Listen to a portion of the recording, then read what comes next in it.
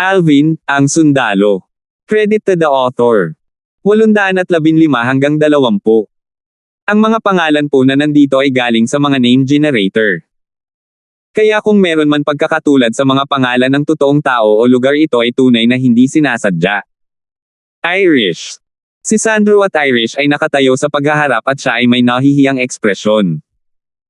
Pagkatapos ng lahat, binubuli niya ang kabataan sa pamamagitan ng paghamon kay Irish. Kuya Zhang, hindi mo kailangang mag-alala. Huwag mag-atubiling lumaban ng buong lakas. Si Sandro ay isang mabuting kaibigan ni Alvin at dahil kay Alvin, kinuha ni Irish si Sandro upang maging kaibigan din niya, kaya pinakitunguhan niya ito ng may kagandahang loob. Sige. Tumango si Sandro, at ang kanyang ekspresyon ay bahagyang naging seryoso at hindi siya nang ahas na maging pabaya. Kahit na siya ay isang second-level na void interpretation stage martial artist na nakaintindi ng second-level intermediate earth concept, ngunit ang lakas na ipinahayag ni Irish kanina ay hindi mas mababa sa kanya.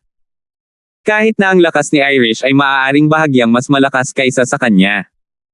Irish, mag-ingat ka. Malakas na sumigaw si Sandro habang mabilis na pumutok sa pamamagitan ng pagtataas ng kanyang wine gourd at pagdurog nito. Ang wine gourd ay lumutang sa himpapawid at natatakpan ng isang layer ng material na earth concept bago ito bumaba sa Irish na parang isang bundok na dumidiin pababa sa kanya. Bang! Isang napakalaking putok ang yumanig sa kalangitan, at isang nakakatakot na pagsabog ang yumanig sa eardrum ng lahat ng naruroon.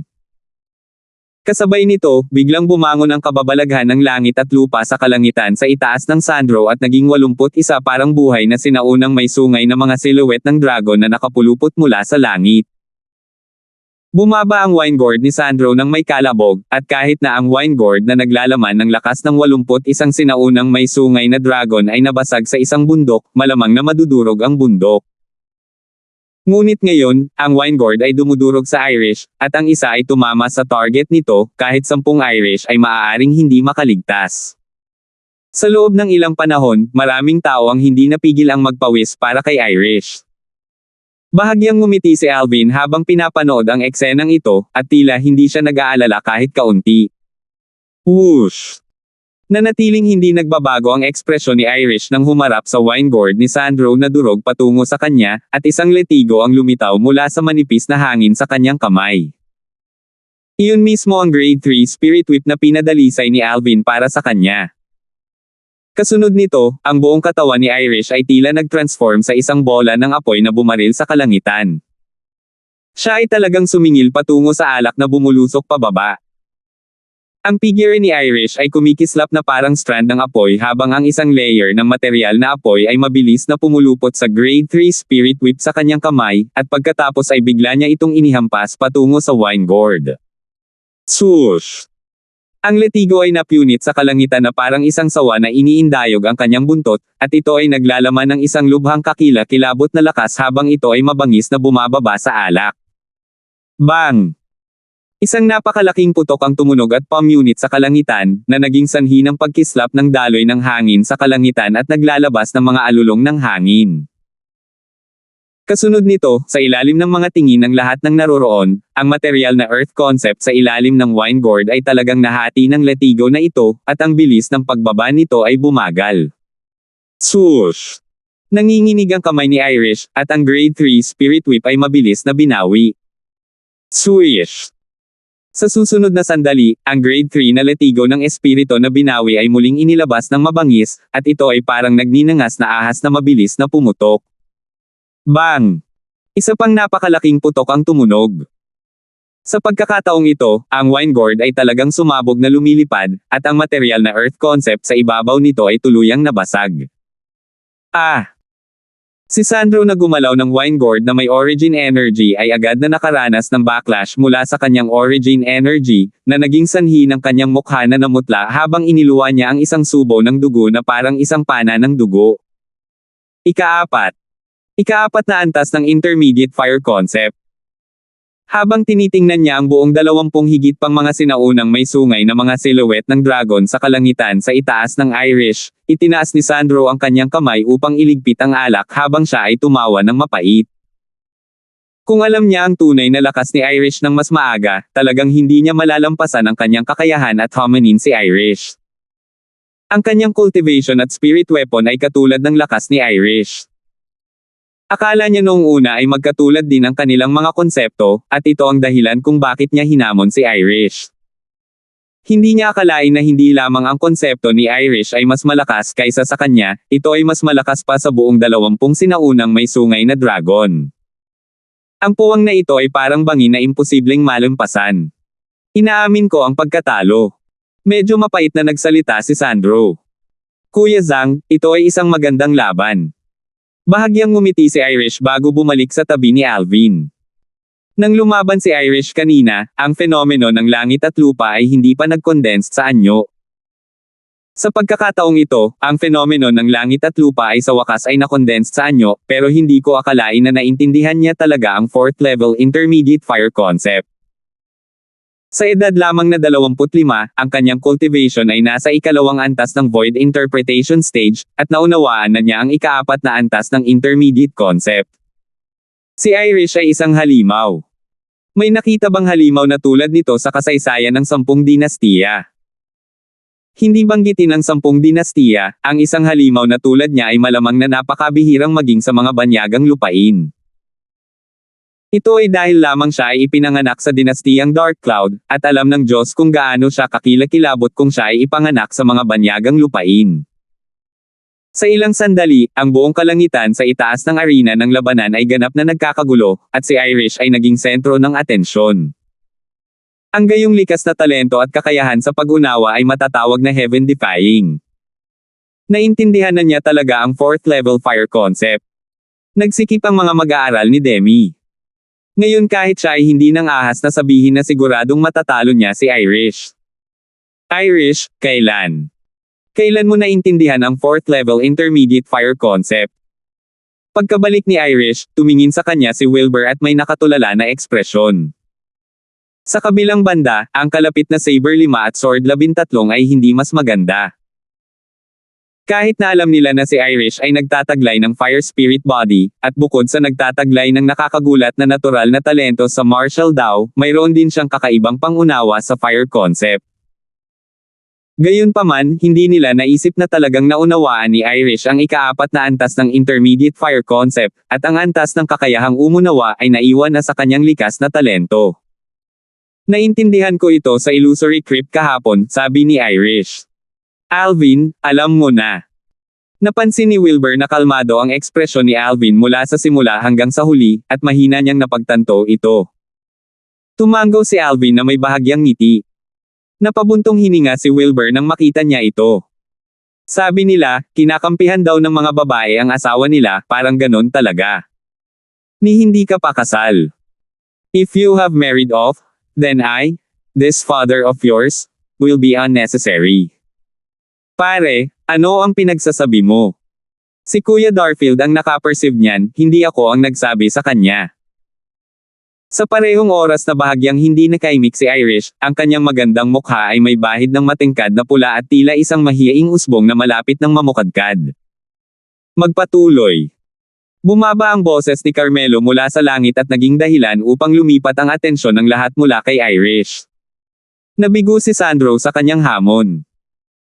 Sa kasalukuyan, tanging si Lizardo na siyang may-ari ng number 12 token at ang may-ari ng number 13 token na natitira, at hanggat sila ay nagtagumpay sa kanilang hamon, sila ay makakapagranggo sa nangungunang 10.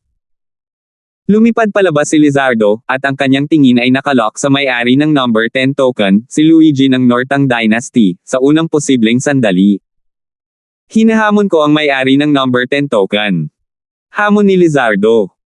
Agad-agad, lumipad si Luigi upang humarap kay Lizardo, at pagkatapos ay nagpahayag siya ng ekspresyon ng paghamak.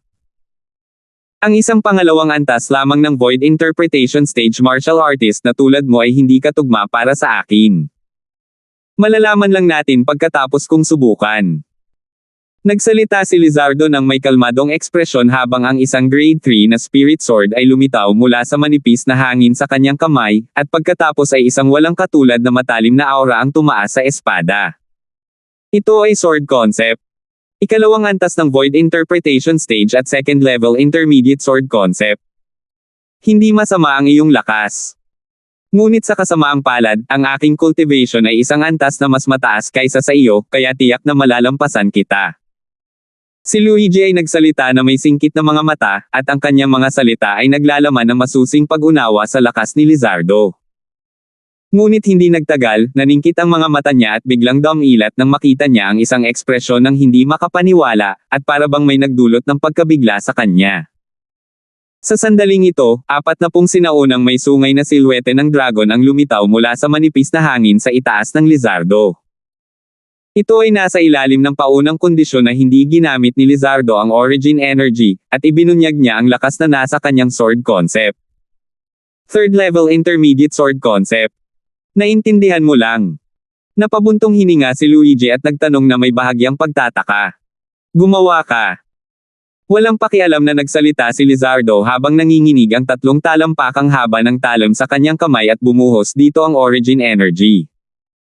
Kaagad, ang kababalaghan ng langit at lupa sa kalangitan ay sumailalim sa isang pagbabago. Isa pang 30 sinaunang horned dragon silhouette ang lumitaw sa gilid ng 40 sinaunang horned dragon silhouettes, at pagkatapos ay lumitaw ang isa pang 20 sinaunang horned dragon silhouette. 70 sinaunang may sungay na mga silhouette ng dragon ang nag-ipon ng lakas habang naghihintay na may deploy anumang oras upang lumaban sa tabi ni Lizardo. Sa tingin mo bagay ka sa akin kung ganun lang. Si Luigi ay tumawa ng may panunuya, at pagkatapos ay malamig na ungol. Kahit na ang aking konsepto ay mas mababa kaysa sa iyo, ngunit ang aking paglilinang ay nahihigitin ka, at kasama ng pagpapalakas ng isang grade 3 na sandata ng espiritu, ang aking lakas ay higit pa rin sa iyo. Sa sandaling matapos siyang magsalita, lumitaw ang 7 talampakang sibat sa kamay ni Luigi, at ang origin energy ay kumislap sa pagsasalita bago nag-transform sa isang layer ng material na earth concept. Whoosh! Ang kababalaghan ng langit at lupa ay biglang bumangon sa kalangitan. 30 sinaunang horned dragon silhouettes ang unang lumitaw, at pagkatapos ay isa pang 40 sinaunang horned dragon silhouettes ang lumitaw bago ang isa pang 27 sinaunang horned dragon silhouettes na condensed sa anyo. Si Luigi ay nagkaroon ng cultivation sa ikatlong antas ng Void Interpretation Stage, naunawaan ang ikalawang antas ng Intermediate Earth Concept, at nagtataglay ng Grade 3 Spirit Spear. Ang kanyang buong lakas ay maihahambing sa lakas ng 77 sinaunang may sungay na mga dragon. Kung ikukumpara kay Lizardo, mas malakas siya sa halaga ng lakas ng 7 sinaunang may sungay na dragon. Ang lahat ng ito ay hindi tumigil doon, at sa isang strand ng light azure-colored energy na lumilitaw sa 7 talampakan ang haba ay nagsasalita sa kamay ni Luigi, isa pang 3 sinaunang may sungay na dragon silhouette ang lumitaw sa kalangitan sa itaas niya. Pangatlong antas elementary wind concept. Ang pinakamalakas na lakas na taglay ni Luigi sa sandaling ito ay maihahambing sa lakas ng 100 sinaunang may sungay na dragon. Ipapaalam ko sa iyo na ang pagkakaiba ng lakas ng 10 sinaunang may sungay na dragon ay sapat na upang payagan kitang durugan ka. Si Luigi ay sumigaw ng may banayad na boses habang siya ay lumipad palabas, at ang 7 talampakan ng haba ng pagsasalita sa kanyang kamay ay kumislap tulad ng isang worm na umaalis sa pugad nito at lumapit ng may pananakot habang naglalabas ng mga alon ng nakakatusok sa tainga ng mga pagsabog ng hangin. Swoosh! Nayanig ang langit saan man itinuturo ng sibat. Nang kumislap ang sibat na ito, tila kaya pa nitong tumusok ng butas sa kalangitan, lalo pa ang katawan ng isang tao. Napakalakas ba ng 100 sinaunang may sungay na dragon? Hindi nagmamadaling umakyat si Lizardo upang harangin ang hampas, at mahigpit na kinuyam ng kanyang mga kamay ang kanyang espada habang bigla niyang itinaas ito sa itaas ng kanyang ulo. Agad-agad, ang origin energy sa katawan ni Lizardo ay lumundag at bumalot sa kanya at sa kanyang espada, at tila siya ay naging isang napakalaking espada na nag-iipon ng lakas habang naghihintay na pumutok. Matapos lumitaw ang napakalaking espada, isang napakalaking pagbabago ang naganap ng bigla sa panlabas na anyo ng gatas na puting origin energy. Sa isang kisap mata, napalitan ito ng mga alon na walang tigil na pumipintig. Material water concept. Si Lizardo ay talagang itinatago ang kanyang lakas mula pa noong una. Tumaas ang tingin ni Alvin nang ipakita niya ang nagtatakang ekspresyon. Swish! Sa halos parehong oras, si Lizardo at ang kanyang espada ay nabuo sa isang aquablo na kulay na napakalaking espada na pumailan lang sa kalangitan at mabilis na tumusok patungo kay Luigi. 816. Sa sandaling ito, ang kababalaghan ng langit at lupa sa kalangitan ay sumailalim sa isang napakalaking pagbabago. Ang isa pang 20 parang buhay na sinaunang may sungay na mga silhouette ng dragon ay lumitaw sa gilid ng 70 sinaunang may sungay na mga dragon, at ang kanilang kahangahangang ugali ay bumaril sa kalangitan tulad ng isang bahaghari. Unang antas intermediate water concept. Ang napakalaking espada ay pumailan lang sa kalangitan habang naglalaman ng lakas ng 110 sinaunang may sungay na mga dragon. Napakalakas ba ng 100 sinaunang may sungay na dragon? Sa sandaling ito, hindi lang ang ekspresyon ni Luigi, ang nag-aalalang partido, ang naging malungkot habang ang mga salitang sinabi ni Lizardo kanina ay umalangaw-ngaw sa kanyang mga tainga, maging ang mga nakapaligid na pulutong ng mga tao ay hindi maiwasang maalala ang sinabi ni Lizardo kanina. Hindi kailanman naisip ng sino man na talagang itinatago ni Lizardo ang kanyang lakas sa simula, at ang pinakamalakas na lakas na kaya niyang gawin ay maihahambing sa lakas ng 110 sinaunang may sungay na dragon. Bago ang lakas ng 110 sinaunang may sungay na dragon, ang lakas ng 100 sinaunang sungay na dragon ay wala talaga. Espada pagkakaisa. Ang napakalaking espada ay mabangis na bumangga sa 7 talampakang sibat na nasa kamay ni Luigi, na naging sanhi ng panginginig ng sibat at nahati ang palad ni Luigi, at ang sariwang dugo ay nag-spray out habang ang kanyang mukha ay namutla. Nahihirapang ibinuka ni Luigi ang kanyang bibig, at pagkatapos ay iniluwa niya ang isang nakasisilaw at maningning na subo ng dugo. Sa parehong oras na iniluwa niya ang subo nitong dugo, ang napakalaking espada ay pumailang lang sa kalangitan patungo sa kanya muli. Bang! Pinasabog ng espadang ito ang sibat sa kamay ni Luigi na lumilipad, at pagkatapos ay ang nakakatakot na puwersa ay bumaba sa kanyang katawan, na naging dahilan upang siya ay lumipad palabas tulad ng isang palaso na umalis sa busog at nasa isang napakalungkot na kalagayan. Nang muli siyang tumayo ng matatag, ang kanyang katawan ay nasa bingit na ng pagbagsak, at wala siyang lakas na magpatuloy sa pakikipaglaban kay Lizardo. Ikaw. Nanalo.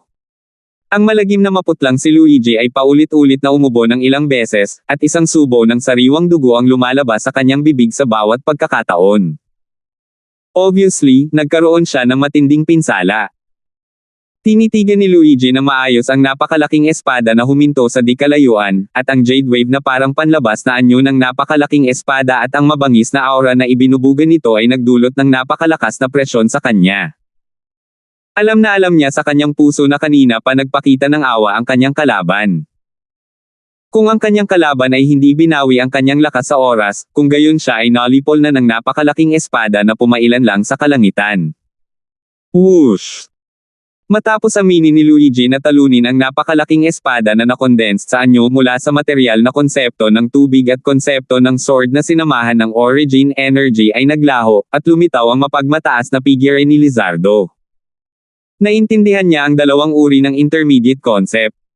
Itong may-ari ng number 12 token ay tila miyembro ng Dark Cloud Dynasty.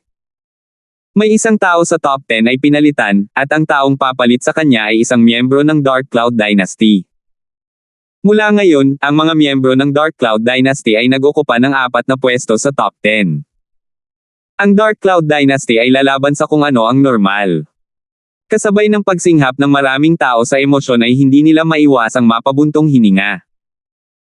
Ang martial competition ng 10 dynasties ay ang yugto para sa mga batang henyo ng 10 dynasties, ngunit ang Dark Cloud Dynasty ay sumakop sa 4 sa nangungunang 10 posisyon.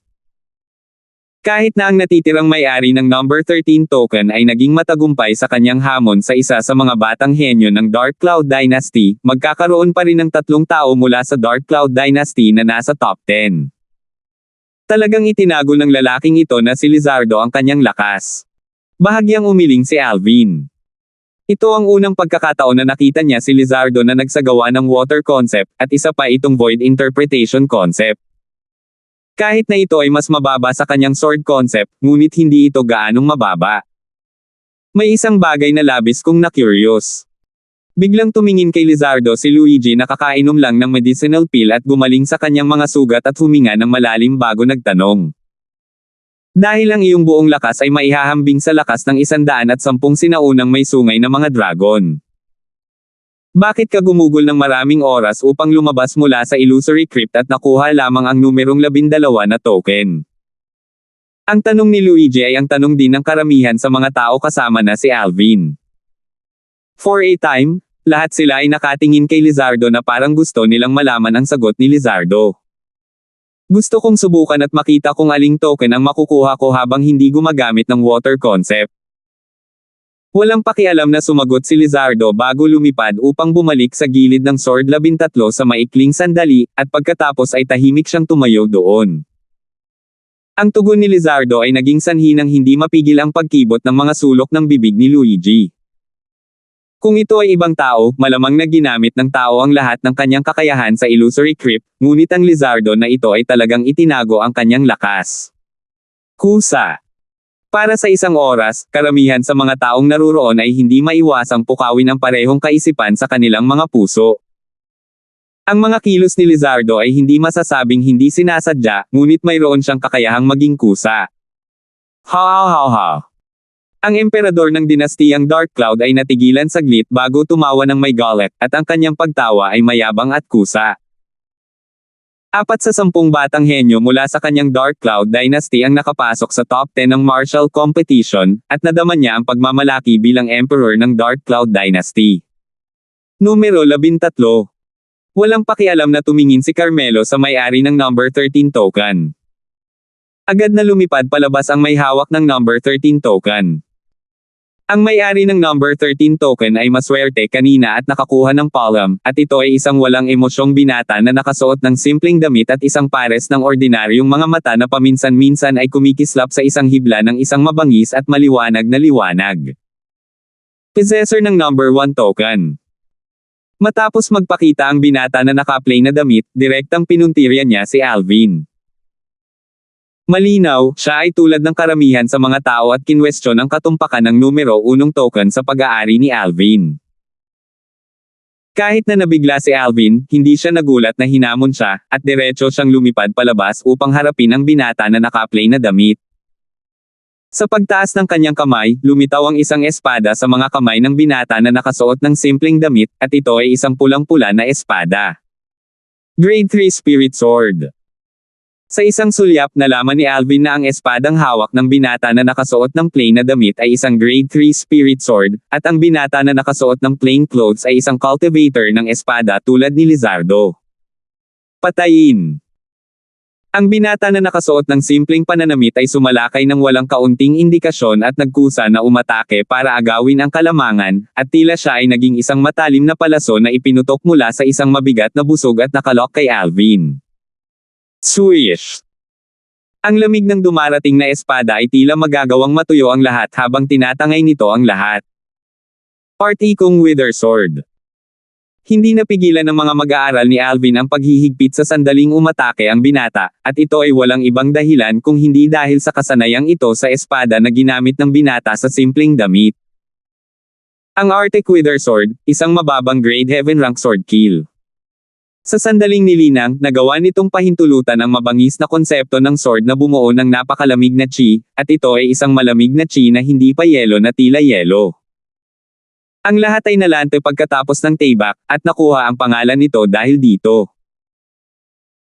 Ang sword skill na ito ang unang heaven rank martial skill na nakatagpo ng Rebirth Martial Emperor sa kanyang unang buhay, at ang Rebirth Martial Emperor ay minsang umasa sa sword skill na ito noong kabataan niya para maging numero 1 eksperto sa nakababatang henerasyon ng isang lugar sa foreign lands. Kahit na bihira niyang gamitin ang sword skill na ito sa kalaunan, hindi nakalimutan ng Rebirth Martial Emperor ang sword skill na ito na may kakaibang kahulugan sa kanya. Nang ang binata na nakasuot ng simpleng damit ay umatake sa 70 sinaunang may sungay na mga silhouette ng dragon at ilang libong sinaunang mammoth na silhouette ang umatake kasama niya. Naging sanhi sila ng pag-agos ng hangin sa hangin upang manginig habang ang mga alon ng marahas na hangin ay pumupukaw, at ito ay humihip sa mga damit ng lahat ng mga tao sa kalangitan sa itaas ng arena ng labanan hanggang sa punto ng pag-ihip ng hangin. Gayunpaman, sa sandaling ito, walang sino man ang nagbigay pansin dito. Bukod sa grupo ng mga taong nakakaalam ng kakayahan ni Alvin, ang natitirang mga tao ay nakatitig ng may konsentrasyon sa binata na nakasuot ng plain. Lahat sila ay na-curious kung talagang nagawang talunin ng binata si Alvin, at pagkatapos ay palitan si Alvin at sakupin ang number 1 token. Siguro. Pwede kong subukan. Bulong ni Alvin sa kanyang sarili nang harapin ang pag-atake ng binata, at gumawa siya ng isang matapang na desisyon. Sa susunod na sandali, lumitaw ang isang espada mula sa manipis na hangin sa kamay ni Alvin, isang grade 3 spirit sword. Pagkatapos ay susubukan ko kung ang Arctic Wither Sword na hinimok ng sword concept na nakabuo ng malamig na chi o ang Arctic Wither Sword na hinimok ng wind concept ay mas malakas.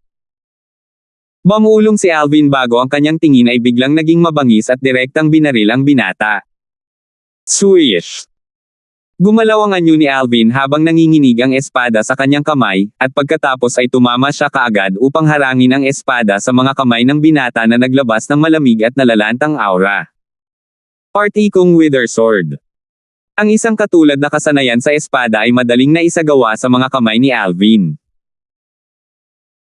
Hanggat ito ay isang taong may kapansin-pansing titig, madali nilang mauunawaan na ang sword skill na ipinatupad ni Alvin ngayon ay mas malakas pa kaysa sa sword skill na isinagawa ng binata na nakasuot ng simpleng damit, at pinigilan nito ang husay sa espada ng binata sa mga tuntunin ng entablado.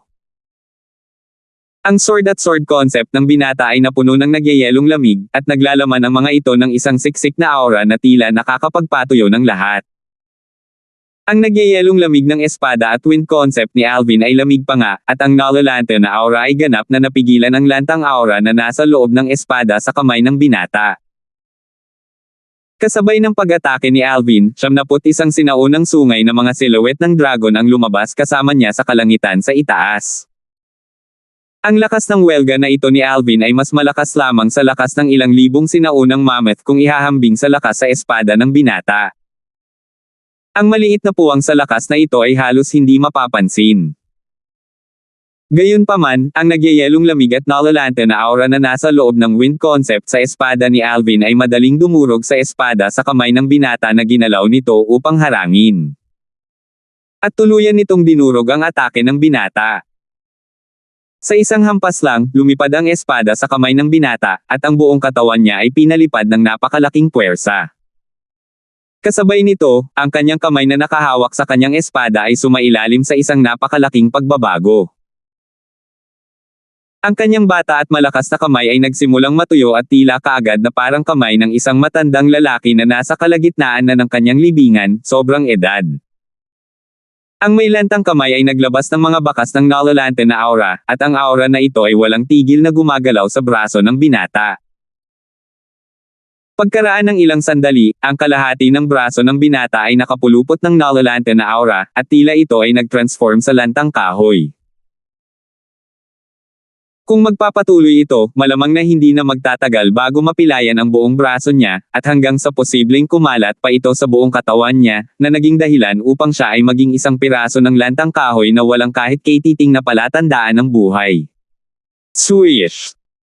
Nang magnganga ang mga ngipin ng binata at makipagdigma sa kanyang sarili habang nagdadalawang isip kung pilayin ang kamay niyang ito, isang alulong ng espada ang sumalubong sa kanya, at naging sanhi ito ng pamumutla ng binata.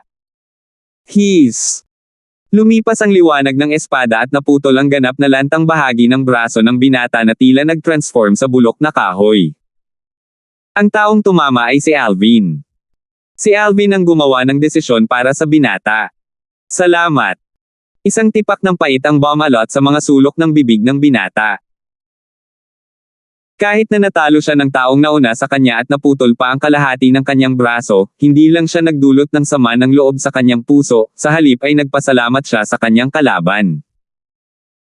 Alam niyang kung hindi dahil sa determinadong kumilos ang kalaban ay mapilayan ang buong braso niya.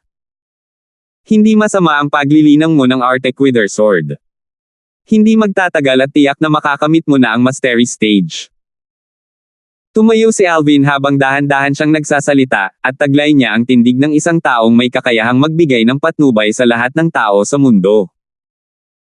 Huminga ng malalim ang binata na naka-plain clothes bago ito nagtanong. Gusto kong malaman kung naabot na ng iyong Arctic Wither Sword ang mastery stage. Hindi. Umiling si Alvin. Nang mismong ang binata ay natigilan, si Alvin ay lumipad na para umalis, at kasabay nito, isang malinaw na boses ang pumasok sa mga tainga ng binata. Ang pinaandar ko kanina ay ang Arctic Wither Sword sa Perfection Stage. 817. Perfection Stage. Nagsikip ang mga mag-aaral ng binata nang ipakita niya ang isang ekspresyon ng hindi paniniwala. Kung tutuusin, kahit na ang nakatatanda na nagpasa ng Arctic Wither Sword sa kanya ay nilinang lamang ito hanggang sa Mastery Stage, samantalang ang binatang ito na 28 taong gulang pa lang ay talagang nagsabi na nalinang na niya ang Arctic Wither Sword hanggang sa Perfection Stage. Nang tumama ang kanyang espada, ang aura ng pagkalante na napakadali ay pumasok sa espada na nasa aking kamay bago ito agad na pumasok sa aking kamay. Marahil ay talagang nilinang niya ang Arctic Wither Sword hanggang sa Perfection Stage. Huminga ng malalim ang binata bago umalis. Ang mga nakapaligid na manunood sa kalangitan sa itaas ng arena ng labanan ay nagkakagulo. Minsan kong narinig ang tungkol sa Arctic Wither Sword. Ito ay isang napakabigat na mababang grade heaven rank sword skill. Kapag ang isa ay natangay ng kakaibang lantang aura sa loob nito, ang buong buhay ng isang tao ay malalanta bago mag-transform sa isang piraso ng bulok na laman.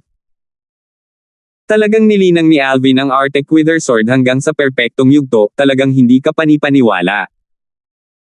Oo, kahit na ito ay isang mababang grade heaven rank sword skill, halos imposibleng linangin ito hanggang sa perfection stage ng walang ilang 10 taon ng mapait na paglilinang. Ang likas na talento ni Alvin sa martial skills ay masasabing lumalaban sa langit. Ang lahat ay sunod-sunod na bumulalas ng may paghanga, at lahat sila ay nagulat sa mga natamo ni Alvin sa Arctic Wither Sword. Tanging si Alvin lang ang nakakaalam na ang dahilan kung bakit kaya niyang isagawa ang Arctic Wither Sword sa perfection stage ay dahil sa 2 buhay na naranasan ng Rebirth Martial Emperor, seryoso niyang pinag-aralan ang sword skill na ito. Dahil dito si Alvin na sumanib sa mga alaala ng Rebirth Martial Emperor ay masasabing napakahusay sa pagpapatupad ng Arctic Wither Sword, at napakadali nito. Kung ito ay anumang iba pang martial skill, maaaring hindi ito makamit ni Alvin. Kuya Darfield, alam mo talaga ang parehong kasanayan sa espada gaya niya. Matapos bumalik si Alvin sa kanyang tabi, si Irish ay nagsalita ng may pagtataka. Alvin, gaano katagal mo nang nilinang ang kasanayang ito sa espada? Seryosong tanong ni Sword 13, at kumikislap ang kanyang mga mata na may maliwanag na para bang ang taong nasa harapan niya ay hindi isang tao, ngunit isang pambihirang kayamanan. Guro, hindi naintindihan ni Alvin ang void interpretation concept noong 1 taon. Hindi pa ibinuka ni Alvin ang kanyang bibig nang magsalita na si Lizardo. Ang isang heaven rank martial skill ay nangangailangan ng void interpretation concept bago ito matagumpay na maisakatuparan, at ito ay isang bakal na batas na ipinasa sa Cloud Continent mula noong sinaunang panahon. Nag-cultivate siya ng heaven rank sword skill hanggang sa perfection stage sa wala pang 1 taon. Bulalas ni Saber 5 sa mahinang boses, at tumingin siya kay Alvin na parang nakatingin siya sa isang halimaw. Hindi lang siya, maging sina Wilbur at Logan na palaging nagkakasalungatan kay Alvin ay gumamit ng magkatulad na tingin para tingnan si Alvin. Ang kakayahang pangunawa ay hindi na mailarawan sa salitang freak, at ito ay napakapangit. Bukod dito, isa siyang halimaw na maaaring baliwalain ang kombensyon. Isinilang ka lang para maging isang cultivator ng espada. Napabuntong hininga si Sword 13. Namula ang mga mata ni Saber 5 sa inggit nang marinig ang Sword 13. Kahit na matagal na niyang alam na kahit na sumali si Alvin sa Blade Sect, tiyak na papasok si Alvin sa House of Swords. Ngunit ngayon, pagkatapos niyang masaksihan ang kakayahan ni Alvin sa pag-unawa, hindi niya maiwasang mainggit, kumpara kay Alvin, ang ibang mga henyo ay mga basura lang. Tumingin siya kay Alvin, at pagkatapos ay tumingin sa sarili niyang disipulo. Sampal.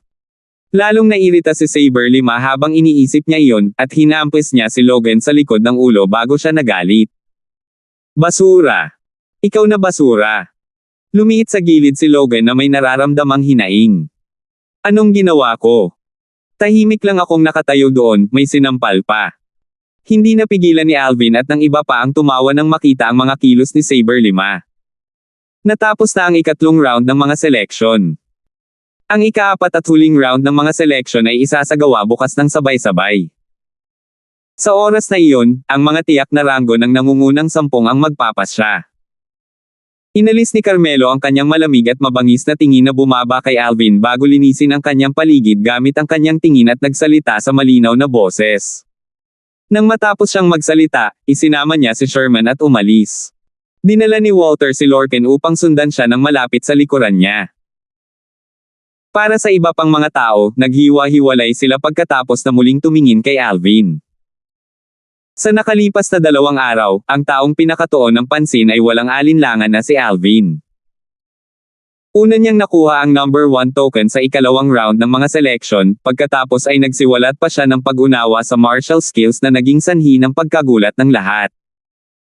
Binaliwala ni Alvin ang katotohanan na siya ang naging sentro ng mga talakayan ng lahat, at tila sanay na siya dito. Dumating ang ikalawang araw. Ang lahat ng mga kinatawan at mga batang henyo ng 10 dinastiya kasama si Alvin ay dumating sa kalangitan sa itaas ng arena ng labanan sa madaling araw, at hinintay nilang lumitaw ang 2 Vice Fort Masters ng Skywolf Fort. Whoosh! Whoosh! Pagkaraan ng maikling sandali, nagpakita sina Carmelo at Walter kasama sina Sherman at Lorcan na malapit na sumunod sa kanila upang makarating sa kalangitan sa itaas ng arena ng labanan. Ang ikaapat at huling round ng mga selection sa martial competition ng 10 Dynasties Will ay ginanap niya ngayon. Nilaybot ni Carmelo ang paligid gamit ang kanyang tingin habang nagsasalita siya ng malinaw na boses. Ayon sa kanilang ranking, ang mga batang henyo na nasa top 10 ay nakakakuha ng iba't ibang reward na ibinibigay ng ating Skywolf Fort. Kaya't umaasa ako na magagawa ng 10 batang henyo ang kanilang makakaya. Nagpatuloy si Carmelo. Agad na nagliwanag ang mga tingin ng 10 batang henyo, kabilang si Alvin. Marahil, ang mga gantimpala ng Skywolf Fort ay hindi magiging ordinaryo. Pagkatapos ng martial competition ngayong araw, ang mga kinatawan ng 10 dynasties na naroon dito ay magkakaroon din ng mga reward na ibinibigay ng ating Skywolf Fort. Siyempre, ang kanilang mga reward ay ganap na naiiba. Nagpatuloy si Carmelo. Ang mga kinatawan ng iba't ibang dinastiya ay may mga ekspresyon ng pag-asa nang marinig nila ito. Lalo na ang Emperor ng Dark Cloud Dynasty, ngumiti siya hanggang sa pumikit ang mga mata. 4 na miyembro ng Dark Cloud Dynasty ang nakapasok sa top 10 ng martial competition sa pagkakataong ito, kaya malamang na ang reward ng Dark Cloud Dynasty ang pinakamarami.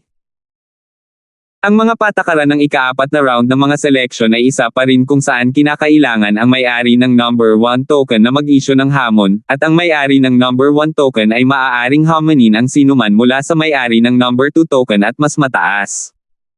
At iba pa at iba pa. Ang may-ari ng number 10 token ay walang kapangyarihang maglabas ng isang hamon at maaari lamang hamonin. Kapag nabigo ang isang hamon, ang mga token ng naghamon at ang hinamon ay magpapalitan. Ito ay magpapatuloy hanggang sa walang gustong humamon o tumanggap ng isang hamon, pagkatapos ay ang mga tiyak na ranggo ng nangungunang 10 ay magiging ayon sa bilang ng token na kanilang hawak. Dahan daw ang sinabi ni Carmelo, bukod pa dyan, kapag ang isang taong kakatapos lang sa isang labanan ay hinamon muli kaagad, maaari niyang gamitin ang pagpapahinga bilang dahilan para tumanggi. Tumaas ang kilay ni Alvin habang tinitingnan ang number 1 token sa kanyang kamay, at ipinakita niya ang isang napakatalino na ngiti sa kanyang mukha. Mukhang ang numero 1 na token na ito ay may mahusay na paggamit sa ikaapat na round ng mga selection. Walang sino man ang may kakayahang maglabas ng hamon sa taong nagtataglay ng number 1 token, at ang may-ari ng number 1 token ay maaari lamang humamon sa isa pa. Siyempre, alam din ni Alvin na kung gusto niyang makakuha muna sa martial competition ng 10 dynasties, dapat niyang palaging nasa kanya ang number 1 token na ito. Sa madaling salita, kailangan niyang hamonin ang iba pang 9 na tao at manalo ng 9 na sunod-sunod na beses bago makuha ang una sa martial competition ng 10 dynasties. May hindi ka ba naiintindihan? Inilibot ni Carmelo ang kanyang tingin sa paligid, at pagkatapos ay dumilat ang kanyang mga mata habang nagsasalita sa mahinang boses. Ang lahat ng mga batang henyo ay sabay-sabay na umiling. Sa kasalukuyan, bukod kay Alvin at sa iba pang mga batang henyo na nakakuha ng mga kwalipikasyon para lumahok sa ika-4 na round ng mga selection, ang mga batang henyo na naalis at nakaligtas mula kahapon ay naruroon din. Ngunit hindi sila nagkaroon ng pagkakataong makapasok sa arena ngayon, at maaari lamang silang kumilos bilang mga manunood upang masaksihan ang kompetisyon sa pagitan ng mga nagtataglay ng nangungunang 10 token. Dahil ganito, inaanunsyo ko. Akmang iaanunsyo ni Carmelo na magsisimula na ang ika-4 na round ng mga selection nang bigla siyang tila may napansin, at biglang huminto ang kanyang boses. Kasunod nito, bigla niyang inangat ang kanyang ulo upang tumingin sa itaas sa langit, at ang kanyang tingin ay bahagyang nanlamig habang siya ay sumigaw sa isang malungkot na boses. Sino ba talaga ang naglakas loob na manghimasok sa Skywolf Fort ko? Itinaas ni Walter ang kanyang ulo kasama si Carmelo, at tumangala siya sa langit na may malamig at mabangis na tingin. Maaga bago itinaas ni Carmelo ang kanyang ulo, napansin ni Alvin na ang Sword 13 at Saber 5 ay nakataas na ang kanilang mga ulo upang tumingin sa langit, at sinundan niya sila upang tumangala. Purihin si Buddha. Vice Fort Master Palmer, naging walang galang ang hamak na monghe na ito.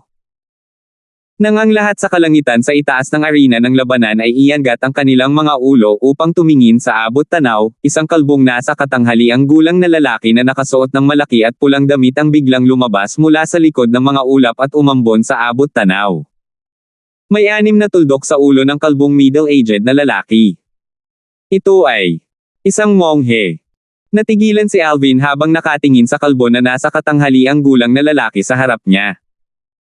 Ang hitsura ng kalbong nasa katanghaliang gulang na ito ay masyadong pamilyar sa kanya, gayon din ang mga monghe mula sa lupa ng kanyang nakaraang buhay na umiwas sa karne at umawit na may panalangin ay nagtataglay ng ganitong anyo.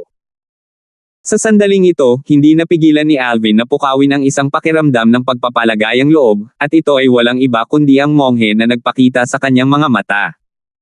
Kaya may mga monghe din sa mundong ito. Tama, noong protektahan ako ni Senior mula kay Walter at Leroy, parang binanggit niya ang mga kalbo kay Walter. Hindi kaya tungkol sa mga monghe ang sinasabi niya. Sa ilang sandali, hindi naiwasang maalala ni Alvin ang mga eksena nang hinanap siya nina Leroy at Walter, at malinaw niyang naalala ang sinabi ng Sword 13 kay Walter noong araw na iyon. Ayon sa aking kaalaman bukod sa ating Blade Sect, alam din ng mga kalbo na iyon. Ito ang sinabi ng Sword 13. Sa oras na iyon, hindi pa naiugnay ni Alvin ang mga Boldes na Sword 13 na binanggit sa mga monghe. Siyempre, ito ay dahil sa preconceived perception ni Alvin. Kung ito ay nasa lupa ng kanyang nakaraang buhay at may nagbanggit ng mga kalbo sa kanyang harapan, maiisip niya ang mga monghe sa unang posibleng sandali. Ngunit sa Cloud Continent ng kanyang kasalukuyang buhay, hindi pa siya nakakita ng monghe sa nakaraan, at hindi pa niya narinig ang pagkakaroon ng mga monghe. Sa sandaling ito, habang tinitingnan niya ang kalbong nasa katanghaliang gulang na lalaki na nakasuot ng damit, napagtanto ni Alvin na may mga monghe pala sa mundong ito. Bukod dito, hindi sila ordinaryong monghe. Baldy Miggy, dumating ka talaga sa tamang oras. Hindi mo ba ipapamoka ang 2 kalbo sa likod mo? Si Sword 13 ay tumingin sa nasa katanghaliang gulang na monghe na kakaalis lang mula sa likod ng mga ulap at ambon at walang pakialam na nagsalita. Vice Sect Master Sword, ang hamak na monghe na ito ay pinarangalan. Hindi nagalit si Miggy ng insultuhan bilang kalbo ng Sword 13, at pinagdikit niya ang kanyang mga palad bago yumuko, pagkatapos ay gumalaw ang kanyang figure upang bumaba. Kasabay nito, isa pang nasa katanghaliang gulang na monghe at isang batang monghe ang lumitaw sa likuran niya at sumunod na malapit sa kanyang likuran. Sa isang panahon, 3 monghe ang naging sentro ng lahat ng atensyon. 818.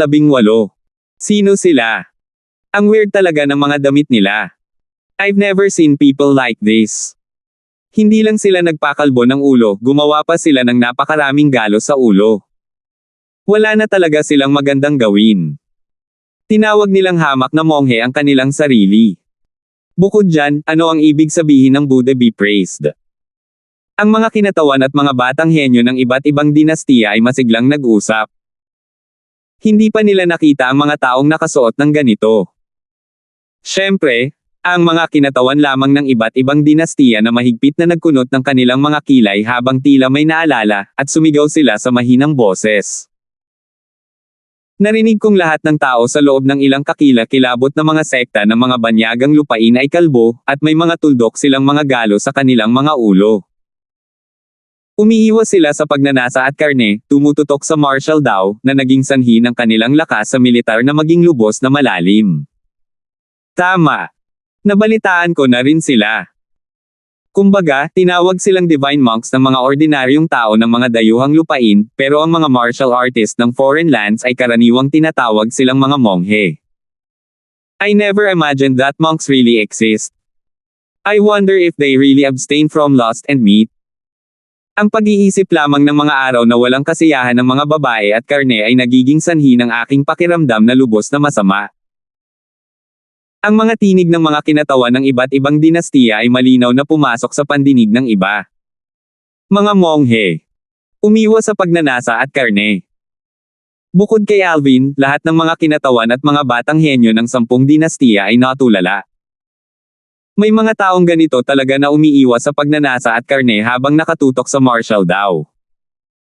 Kung hindi sila maging eksperto, talagang hindi ito makatarungan. Ayokong maging eksperto sa ganito kahit na kaya ko. Ang bawat tao ay may kani-kanilang mga hangarin, at kung ano ang gusto ng lahat ay natural na ganap na naiiba. Ilang sandali, nagkagulo ang eksena dahil sa pagdating ng 3 monghe. Habang tinitingnan niya ang 3 monghe, hindi napigilan ni Alvin ang pag-uusisa sa kanyang puso, at ang kanyang espiritual na lakas ay tumangay at hinawakan ang batang monghe sa unang posibleng sandali dahil siya ang pinakamahina. Ang batang monghe ay nasa edad na 35, na may magandang hitsura at kalmadong tingin, at tila nabibigatan siya sa edad, na para bang nakita na niya ang mundo mismo. Ika-6. Ika-6 na antas ng Void Interpretation Stage. Matapos niyang matukoy ang paglilinang ng batang monghe, ang mga mag-aaral ni Alvin ay hindi maiwasang maghigpit na hindi niya akalain na ang batang monghe na ito nakapareho ng edad ng karamihan sa mga batang henyo ng 10 dinastiya ay talagang isang pag-iral sa ika-6 na antas ng Void Interpretation Stage. Ito ay talagang hindi kapanipaniwala. Saan nanggaling ang mga monghe na ito? Napakalakas na ng isang batang monghe, hindi kaya ang 2 nasa katanghaliang gulang na monghe na ito. Hindi pa tapos mag-isip si Alvin nang ang kanyang espiritual na lakas na kumikislap patungo sa nangunguna na monghe, si Miggy, ay biglang huminto, at pagkatapos ay tila lumubog ito sa karagatan at nawala ng walang bakas. Little benefactor, nagtataglay ka ng ganoong mga tagumpay sa spiritual force sa murang edad, talagang nakakagulat. Kasabay nito, isang boses ang narinig sa tainga ni Alvin, at iyon ay boses ni Miggy. Hindi napigilan ni Alvin na huminga ng malalim, at ang kanyang mga mata ay puno ng takot. Alam niya na ang Miggy na ito ay dapat na isang eksperto sa parehong antas ng Carmelo at Sword 13, at siya ay isang pag-iral sa ika-7 antas ng Void Transformation Stage o mas mataas din. Bukod dito, tiyak na mayroong isang napakalaki na kapantay ng Skywolf Fort at Blade Sect sa likod ng Miggy. Sumulyap si Miggy kay Alvin bago tumingin sa Saber 5. Vice Sect Master Saber, long time no see. Naging maayos ka na ba? Syempre mas magaling ako sayo, kalbo. Napaungol si Saber 5, at tila ayaw niya kay Miggy. Hindi nagalit si Miggy at tumingin kay Walter bago siya bumati. Vice Fort Master Walter, ang hamak na monghe na ito ay pinarangalan. Miggy, Eugene, kunin mo ang maliit na kalbo na iyan at umalis ka kaagad. Hindi ka tinatanggap ng aming Skywolf Fort. Nagsalita si Walter sa mahinang boses. Kasabay nito, tumingin siya sa malayong Sword 13 at tila may ipinapaalala sa Sword 13 tungkol sa isang bagay. Baldy Miggy, malinaw na alam namin ang tungkol sa intensyon mo sa pagpunta dito. Ngunit ang Blade Sect ko ay nakipagkasundo na sa Skywolf Fort, at ang iyong Empyrean Temple ay malamang na hindi makasali at magkaroon ng bahagi. Tumingin si Sword 13 kay Eugene at dahan-daang nagsalita. Ang kanyang boses ay hindi malakas, ngunit ito ay may hindi mapag-aalinlanganang tono. Vice Sect Master Sword, dahil nagpakita na ako, natural na may kumpiyansa akong makialam. Walang pakialam na ngumiti si Miggy, at ang kanyang walang emosyong mukha ay bahagyang may kumpiyansa.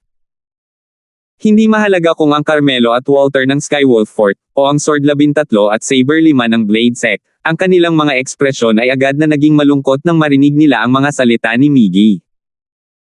Sabay-sabay nilang itinaas ang kanilang mga ulo para tumangala sa langit.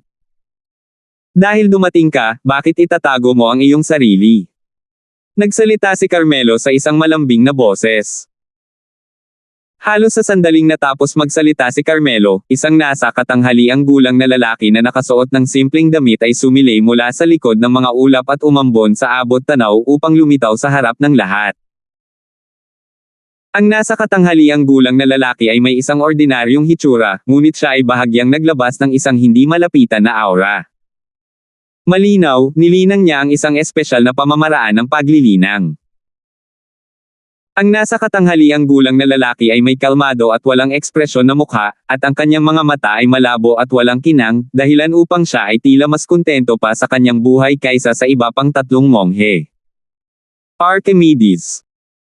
Sabay-sabay na lumubog ang mga ekspresyon ni Carmelo at Walter nang makita nila ang nasa katanghaliang gulang na lalaking ito, at maging ang mga ekspresyon ng Saber 5 at Sword 13 ay hindi masyadong bahagyang. Halatang hindi nila akalain na pupunta dito ang taong ito. Whoosh! Ang figure ng nasa katanghaliang gulang na lalaki ay kumislap bago matikas na bumaba mula sa langit. Ang isa pang tao ay lumitaw mula sa mga ulap at ambon sa likod ng nasa katanghaliang gulang na lalaki, at ito ay isang binata na may kalmadong ekspresyon na kaparehong nakasuot ng simpleng pananamit. Ang binata ay sumunod malapit sa likod ng nasa katanghaliang gulang na lalaki at bumaba kasama niya. Siya yun. Ang mga mag-aaral ni Alvin ay hindi maiwasang maghigpit habang ang pagtataka na ekspresyon ay lumitaw sa kanyang mukha nang lumitaw ang binatang ito. Kilala niya ang binatang ito, at nakipag-away pa siya sa binata noon. Pero hindi niya akalain na dito pala lilito ang binatang ito. Hindi lang si Alvin ang labis na nagulat, maging sina Sherman at Logan ay may nagulat na mga ekspresyon sa sandaling ito, at tila nakakita sila ng multo. Bakit siya nandito? Iisang isip ang bumangon sa puso nilang dalawa. Alvin. Siya. Hindi ba isa siya sa 5 dakilang Young Master ng Azure Forest Imperial Kingdom, Flame Young Master? Biglang dumating si Lizardo sa tabi ni Alvin, at bahagyang nag-alinlangan siyang nagtanong. Malinaw na naalala ni Lizardo na noong lumahok siya sa Genius Competition ng Azure Forest Imperial Kingdom noong araw na iyon, nakita niya ang binatang ito sa simpleng damit na bumababa mula sa langit, at ang binata ay tila isa sa 5 dakilang Young Master ng Azure Forest Imperial Kingdom, ang Flame Young Master. Tila Simon ang tawag sa kanya. Ang Flame Young Master, si Simon. Naalala pa rin niya na sa panahon ng Genius Competition noong araw na iyon, si Simon ay naalis sa 5 posisyon dahil sa kanyang pagdating, at si Simon ay hindi nakatungo sa Darkstone Empire upang lumahok sa Young Genius Competition of the Empire. Hindi ba dapat nasa Azure Forest Imperial Kingdom si Simon at maging karaniwan sa buong buhay niya? Bakit siya nagpakita dito? Bukod dito, tila sinusundan niya ang isang dalubhasa na kahit ang guro ni Lizardo ay bahagyang kinatatakutan, at ang isang taong kinatatakutan ng guro ni Lizardo ay walang alinlangan na isang tao na maaaring ituring na isang pambihirang dalubhasa sa mga lupaing dayuhan. Sectmaster Peterson. Pinagdikit ni Miggy at Eugene ang kanilang mga palad habang nakatingin sila sa nasa katanghaliang lalaki na nakasuot ng simpleng pananamit at bahagyang yumoko. Sectmaster. Si Sword 13, Carmelo, Saber 5, at Walter ay labis na nabigla nang marinig nila ang mga salita ng dalawang monghe. Malinaw, pareho sa kanila ay hindi kailanman naisip na ang nasa katanghaliang gulang na lalaki na nauna sa kanila ay talagang naging sectmaster ng sektang iyon. Alam nila ng malinaw kung ano ang ibig sabihin nito. Archimedes Peterson, ikaw. Nakapasok ka na sa kaharian na iyon. Napabuntong hininga si Saber 5. Kahit nahulaan na niya sa puso niya, hindi niya pa rin maiwasang magtanong. Tumingin si Archimedes kina Miggy at Eugene bago bahagyang tumango sa kanila, at pagkatapos ay tumingin siya sa Saber 5 at nagsalita ng dahan-dahan ng may mahinahon at walang laman na boses. Saber 5, mukhang hindi ka nag-improve nitong mga nakaraang taon. Nagalit si Saber 5 hanggang sa namula ang mukha niya, pero nawalan siya ng sasabihin. Kung sino pa man iyon, noon pa man ay ibinabanan niya ang kanyang saber, ngunit ang nasa katanghaliang lalaki na nauna sa kanya ay hindi isang taong makakalaban niya. Bilang isang tao sa parehong henerasyon, ang halos sa nasa katanghaliang gulang na lalaking ito ay nalampasan pa ang kanyang junior brother Sword 13. Ang Sword 13 ay maaaring ituring na numero 1 figure sa Blade Sect sa kanilang henerasyon. Sino ka para ipahiya ang aking guro? Walang reaksyon si Saber 5, gayunpaman ay nagalit si Logan, at humakbang siya pasulong at galit na tumingin kay Archimedes. Sa kanyang puso, ang kanyang guro ay isang tao na hindi niya papayagang hindi igalang ng sinuman. Sampal. Ang isang malinaw na tunog ng isang sampal ay umalangaw-ngaw habang ang ulo ni Logan ay tumagilid, at isang nagninangas na palm print ang lumitaw sa kanyang mukha. Kasabay nito, isang binata na nakasuot ng simpleng pananamit ang nagpakita kay Logan at tumingin kay Logan na walang ekspresyon ang mukha. Ang taong nagbigay kay Logan ng isang sampal kanina ay ang mismong taong ito. Simon, nililigawan mo si kamatayan. Natarante si Logan sa sampal na ito, pagkatapos ay nagpakita siya ng mabangis na ekspresyon nang makabawi siya mula sa kanyang pagkagulat, at itinaas niya ang kanyang kamay upang mag-flash out gamit ang kanyang kamay na nabuo sa isang sable na humahampas sa taong nasa harapan niya at parang gusto niyang laslasan ang taong ito sa dalawa. Whoosh! Ang galit na welga ni Logan ay isinagawa sa kanyang buong lakas, isang pangalawang antas na Void Interpretation Stage Cultivation at isang unang antas na Saber Concept ay ganap na nahayag, at kapag pinagsama sa kanyang Grade 3 Spirit Saber, nakuha nito ang enerhiya ng langit at lupa upang maging 70 sinaunang Horned Dragon Silhouette. Walang ekspresyon pa rin ang mukha ni Simon nang humarap sa welga na ito na naglalaman ng lakas ng 70 sinaunang may sungay na dragon, at tila hindi niya ito napansin. Sa sandaling inakala ng maraming tao na si Simon ay laslasin ni Logan sa dalawa. Klang! Isang napakalaking kalabog ang umalangaw-ngaw, at naging dahilan upang mahulog ang eksena sa nakamamatay na katahimikan. Sa ilalim ng mga titig ng lahat ng naroroon, si Logan ay umatake ng buong lakas, at ang kanyang welga na naglalaman ng lakas ng 70 sinaunang may sungay na dragon ay talagang tinanggap ng binata sa simpleng damit gamit ang kanyang mga kamay. Bukod dito, 2 daliri lang ang ginamit niya, ang kanyang hinlalaki at hintuturo. Ang 2 daliri na nakapulupot ng isang patong ng material na water concept ay humawak sa talim ng sable at pinigilan ang galit na pag-atake ni Logan. Ha! Malakas na sumigaw si Logan at gusto niyang bawiin ang Grade 3 na Spirit Saber sa kanyang kamay, ngunit napansin niya na ang kamay ni Simon ay parang isang pang-ipit na bakal na naging dahilan upang hindi niya mabawi ang kanyang saber. Paano ito naging posible? Sa ilang sandali, ang mga mag-aaral ni Logan ay naghihigpit at may pagtataka na ekspresyon sa kanyang mukha, at tiningnan niya ang walang ekspresyong si Simon nang may hindi makapaniwala. Ikaw! Paano mo maaaring taglayin ang gayong kakilakilabot na lakas? Sa sandaling ito, hindi lang si Logan ang nagulat.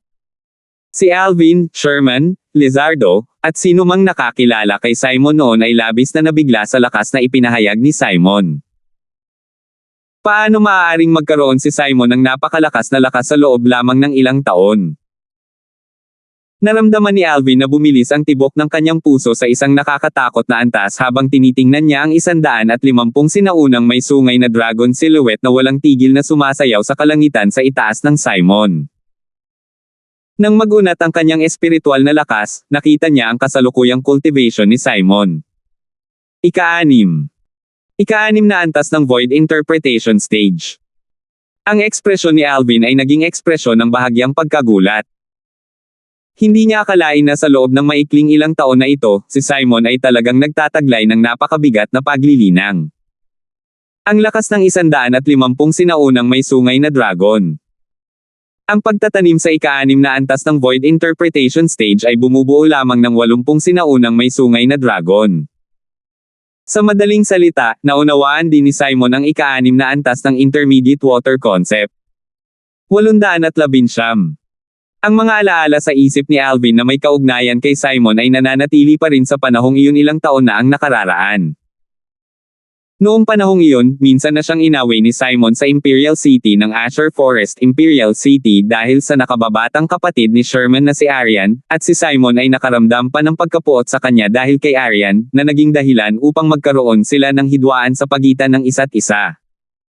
Siyempre, ang lahat ng ito ay isang maliit na salungatan na hindi nagkakahalaga ng pagbanggit.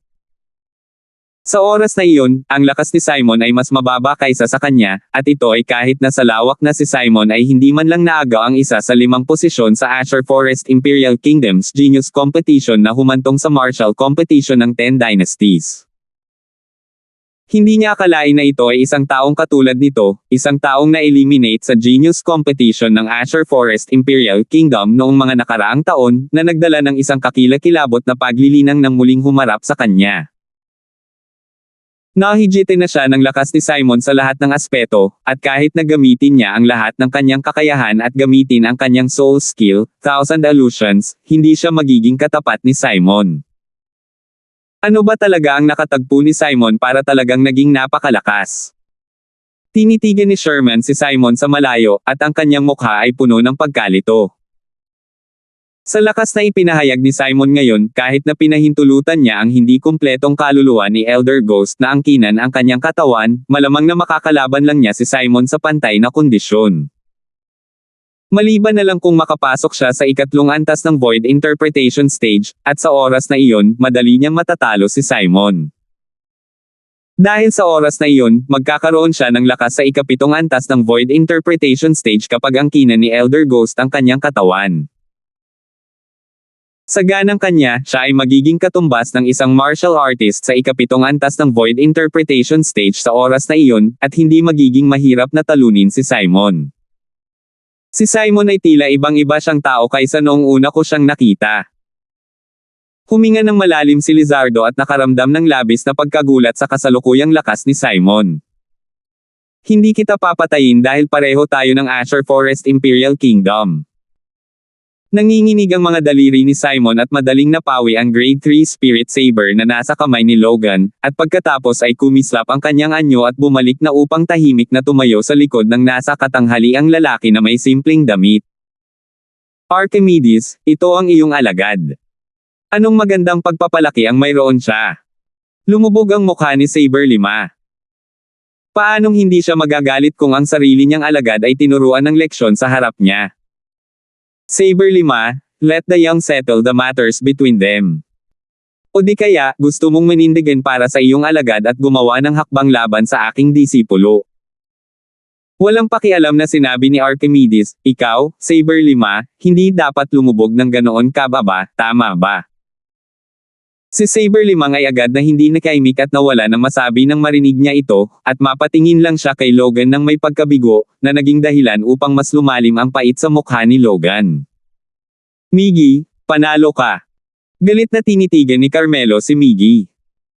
Ano man ang mangyari, hindi niya akalain na si Miggy ay tila alam na noon pa man na ang Blade Sect ay nakatayo sa kanilang tabi at nakahanap ng isa pang katulong. Sa oras na ito, kahit na magsanib puwersa ang Skywolf Fort sa Blade Sect, hindi nila sila maitaboy. Ngayon isa na namang Emotion Severing Sect ang dumating para makibahagi. Umiling si Sword 13, at pagkatapos ay tila may naisip siya at bumulong sa sarili. Pero di bale. Okay lang sa kanilang tatlo. Nang matapos siyang bumulong sa sarili, sumulyap si Sword 13 kina Alvin, Irish, at Sandro, at mas nasiyahan siya habang nakatingin sa kanila. Si Alvin, na nakatayo sa gilid, ay may pusong puno ng pagkalito. Unang 3 monghe ang dumating, at pagkatapos ay dinala ng isa pang nasa katanghaliang gulang na nakasuot ng simpleng damit si Simon. Bukod dito, ang nasa katanghaliang lalaki na ito sa simpleng pananamit ay tila master ng isang sekta, at siya pa nga ang master ni Simon. Ano nga ba ang nangyayari? Si Alvin ay hindi nakabalot dito. Buddha be praised. Vice Fort Master Palmer, wala kang pakialam sa aming mga monghe at huwag mag-atubiling gawin ang iyong negosyo. Para naman kay Sect Master Peterson, kaming mga monghe ang magpapasaya sa kanya bilang kapalit mo. Nakangiti si Miggy habang kausap niya si Carmelo, at ang kanyang hitsura ay nakakainis na nakakainis. Nagalit si Carmelo hanggang sa puntong namumula ang kanyang mukha, ngunit dahil ang usapin ay umunlad sa ganitong lawak, hindi maganda para sa kanya na magsalita pa, at pagkatapos ay inilibot ang kanyang tingin sa paligid bago sinabi sa mahinang boses. Ang ika-4 na round ng mga selection sa martial competition ng Ten Dynasty, magsisimula na. Magtatanong pa sana si Alvin sa Sword 13 tungkol sa tatlong monghe at nasa katanghaliang lalaki na nakasuot ng simpleng damit nang marinig niya ang boses ni Carmelo, at pansamantala niyang pinigilan ang pagkalito sa kanyang puso habang siya ay lumipad palabas. Nang dumating si Alvin sa gitnang bahagi ng kalangitan sa itaas ng arena ng labanan, ang mga kinatawan at mga batang henyo ng 10 dinastiya ay sunod-sunod na bumalik sa kanilang katinoan. Ang hitsura ng tatlong monghe at ang bata at nasa katanghaliang gulang na lalaki na nakasuot ng simpleng pananamit ay naging dahilan ng pagkataranta sa kanilang mga puso. Naunawaan nila na hindi mahalaga kung ito ay ang tatlong monghe o ang bata at nasa katanghaliang gulang na lalaki sa simpleng pananamit, ang kanilang background ay halatang lubhang pambihira. Kung hindi ito aabot sa lawak na naging sanhi ng pagkawala ng katahimikan ng dalawang Vice Fort Masters ng Skywolf Fort. Ngayon, dahil inanunsyo ni Carmelo na nagsimula na ang ika-4 na round ng mga selection, pinigilan nila ang pagkalito sa kanilang mga puso at sabay na tumingin kay Alvin. I wonder kung sino ang unang hahamunin ni Alvin. May napuno ng kuryosidad tungkol dito. Ang may-ari ng number 10 token na iyon ay kaibigan ni Alvin, kaya malamang hindi niya muna siya hahamonan. Pakiramdam ko ay hahamunin niya ang may-ari ng number 9 token. Maraming tao ang tumingin sa grupo mula sa Dustland Dynasty, at ang kanilang mga tingin ay bumaba kay Demi. Bahagyang sabik si Demi na makipaglaban ng mapansin ng napakaraming tingin, at sabik siyang umasa na hinahamon siya ni Alvin dahil marahil ay makukuha niya ang number 1 token dahil dito. Ngunit sa kasamaang palad, hindi man lang siya tinitigan ni Alvin. Hinahamon ko. Dahan daw ang nagsalita si Alvin at huminto sandali bago nagpatuloy. Ang may-ari ng number 2 token, Sherman. Sherman. Nagkagulo ang eksena nang sabihin ito ni Alvin. Karamihan sa mga tao ay hindi kailanman inaasahan na hahamunin ni Alvin si Sherman, at tanging ang mga taong nakakaalam ng hidwaan sa pagitan nina Alvin at Sherman ang nakakaalam kung bakit ito pinili ni Alvin. Sa ilang sandali, ang mga tingin ng maraming tao ay bumaba kay Sherman dahil labis silang na-curious tungkol sa tunay na lakas ni Sherman, na kinuha ng Vice Fort Master ng Skywolf Fort bilang isang personal na disipulo. Batay sa lakas na ipinahayag ni Sherman kanina, hindi ito sapat para makuha ang number 2 token. Ngunit dahil nakuha niya ito at ginawa siyang kunin ni Vice Fort Master Palmer bilang kanyang personal na disipulo, sapat na upang ipahiwatig na hindi simple si Sherman. Marahil ay itinatago niya ang kanyang tunay na lakas mula pa noong una. Si Sherman, ang personal na disipulo ni Vice Fort Master Palmer. Alvin, ang taong tumanggi na maging personal na disipulo ni Vice Fort Master Palmer. Tiyak na magiging napakatalino ang labanan sa pagitan nilang dalawa. Sa tingin ko, malamang na itinago ni Alvin ang kanyang lakas. Tila ibinubunyag lamang niya ang dulo ng malaking bato ng yelo sa tuwing kumikilos siya. I have this feeling as well. Since nakuha niya ang number 1 token, I presume he possessed true ability. Walang kamalay-malay, maraming tao ang nagkaroon ng pagbabago ng impresyon kay Alvin, at hindi nila lubos na naisip na gumamit si Alvin ng hindi regular na paraan upang makuha ang number 1 token. Personal na alagad ni Carmelo. Ang talakayan sa paligid ay naging dahilan upang ang dalawang nasa katanghaliang gulang na monghe, sina Miggy at Eugene ay sabay na sumunod sa mga tingin ng lahat upang tumingin kay Sherman. Maging ang nasa katanghaliang gulang na lalaki, si Archimedes, ang Panginoon ni Simon ay nakatitig kay Sherman sa sandaling ito. Sherman. Walang ekspresyon pa rin ang mukha ni Simon, ngunit ang lalim ng kanyang mga tingin ay halatang puno ng bahagyang pagkagulat. Obviously, hindi niya akalain na makikita niya rito si Sherman. Para kay Alvin, napansin niya si Alvin mula pa noong kadadating niya lang, at kahit na bahagyang nagulat siya na narito si Alvin, hindi siya masyadong nabigla.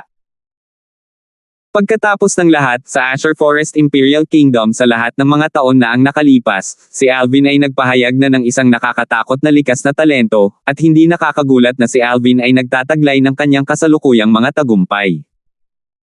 Nang muli niyang nakilala si Alvin, hindi na niya itinuring na kaaway si Alvin tulad ng dati, at marahil ay dahil naputol na niya ang kanyang emosyon. Noong nakaraan, hinanggad niya ang kanyang puso para sa nakababatang kapatid na babae ni Sherman, si Arian, ngunit sa huli, lahat ng iyon ay nauwi sa wala.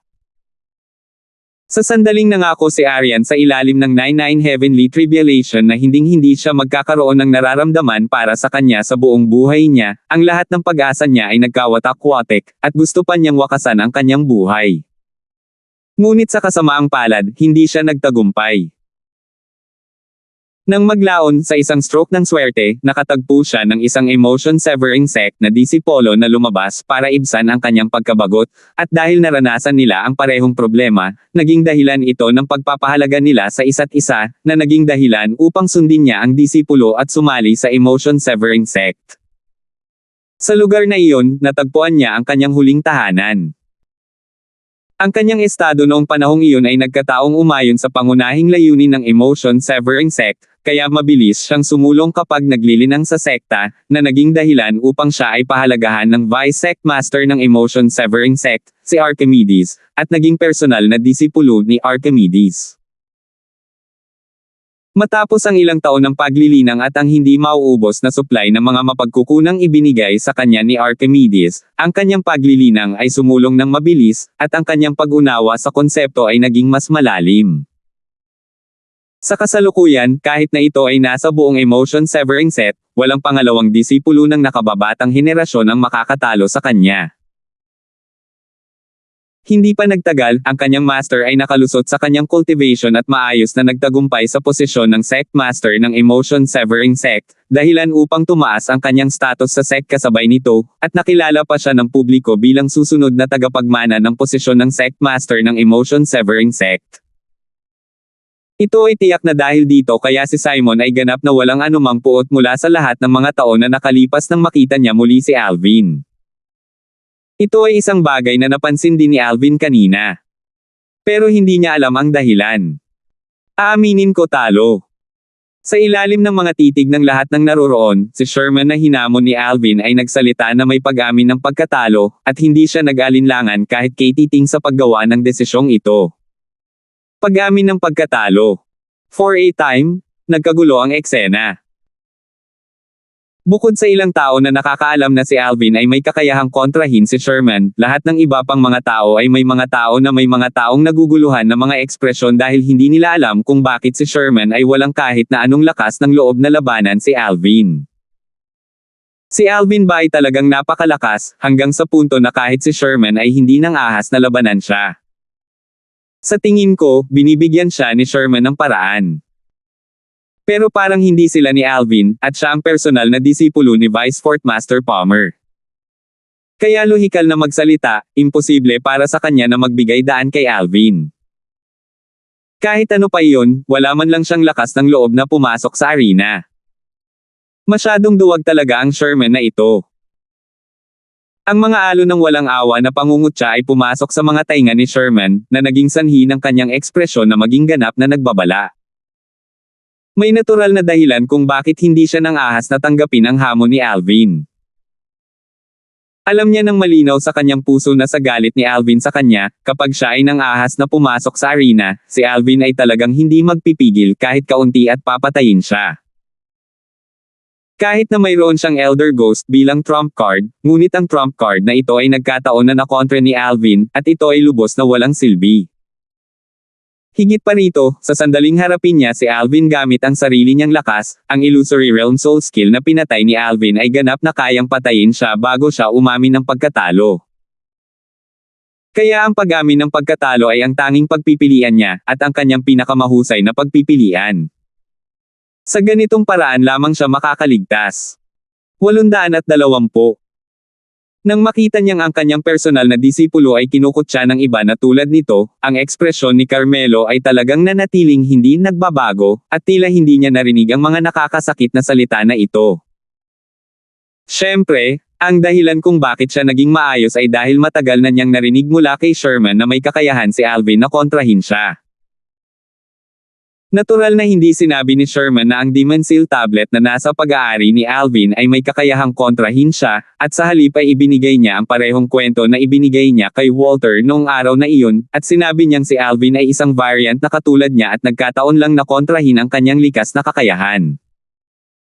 Ano man ang mangyari, inamin ni Sherman ang pagkatalo, samantalang ang unang labanan ni Alvin ay natapos na sa isang tagumpay ngayon. Whoosh! Bumalik si Alvin sa tabi ni Irish at ng iba pa, at tiningnan niya ang Sword 13 sa unang posibleng sandali at hindi niya mapigil ang magtanong sa pamamagitan ng voice transmission. Senior, sino ba talaga ang tatlong monghe na iyon at ang Archimedes na iyon? Bakit sila pumunta sa Skywolf Fort? Si Alvin ay labis na natarante tungkol dito. Pumunta sila sa Skywolf Fort para sa inyong lahat. Ang voice transmission ng Sword 13 ay pumasok sa mga tainga ni Alvin habang sinasagot niya ang tanong ni Alvin. Para sa kapakanan natin. Naguguluhan si Alvin at hindi niya alam kung ano ang ibig sabihin ng Sword 13. Nagpatuloy ang Sword 13. Wala nang dahilan para itago ang ilang bagay ngayon. Alam mo ba kung bakit ginanap ng Skywolf Fort itong martial competition ng 10 Dynasties? Bakit? Umiling si Alvin dahil natural na hindi niya alam. Siyempre, kahit hindi niya alam, pero subconsciously niya naramdaman na may mali. Dahil sa kasaysayan ng Dark Cloud Dynasty, hindi pa naganap ang isang engranding kaganapan tulad ng martial competition ng 10 Dynasties.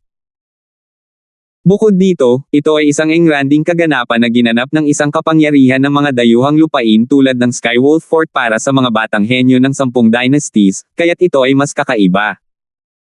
Natural na hindi maniniwala si Alvin kung sasabihing walang binabalak ang Skywolf Fort.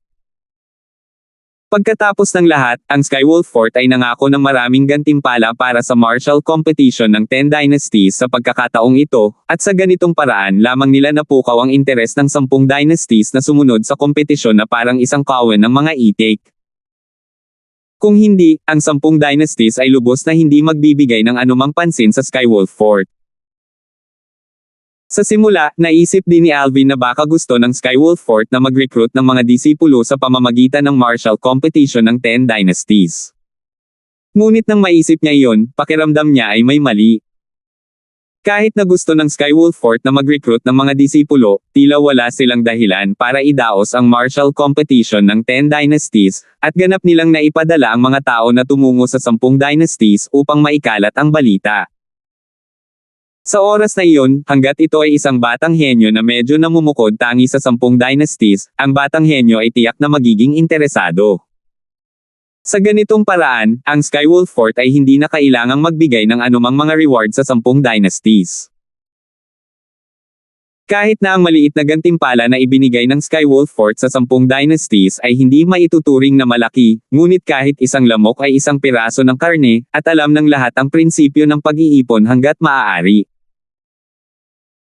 Dahil ang Skywolf Fort ay handang maglaan ng anumang pagsisikap sa pagbibigay ng mga gantimpala na maaaring ituring na mapagbigay sa 10 dinastiya, kung gayon ay tiyak na hindi sila gagawa ng isang natatalo na deal. Siyempre, ang lahat ng ito ay sariling hula ni Alvin, at sa lalong madaling panahon, nalaman ni Alvin na hindi nagkamali ang kanyang hula. Ang Skywolf Fort ay nagdaraos ng martial competition of the 10 dynasties para sa pagpili ng mga namumukod tanging batang martial artist mula sa 10 dynasties. Ang mga batang martial artist na ito ay magdadala ng napakalaking benepisyo sa Skywolf Fort. Kung ano nga ba ang pakinabang nito, pansamantalang hindi comfortable para sa akin na sabihin sa iyo, ngunit sinabi mo kay Swordling 13 sa lalong madaling panahon. Biglang naunawaan si Alvin, at pagkatapos ay nagtanong siya. Kaya sa ganitong paraan, pumunta si Senior dito para kumuha ng bahagi mula sa Skywolf Fort at gustong kunin ang kalahati ng mga natitirang batang martial artist. Eksakto. Tumango si Sword 13, wala na siyang dapat itago ngayon. Kahit na ang Baldy Migi ng Empyrean Temple o ang Archimedes ng Emotion Severing Sect, pumunta sila rito alang-alang sa mga natatanging batang martial artist na ito. Sa orihinal, sinadya kong makipagsanib puwersa sa Skywolf Fort at paalisin ang Empyrean Temple pagkatapos malaman ang kahirapan, ngunit sino ang makakaalam na talagang makakakuha sila ng tulong ng Emotion Severing Sect. Bahagyang walang magawa si Sword 13 nang matapos siyang magsalita. Pagkatapos sabihin ito ng Sword 13, bahagyang naiayos ni Alvin ang pagkakasunod-sunod ng mga pangyayari.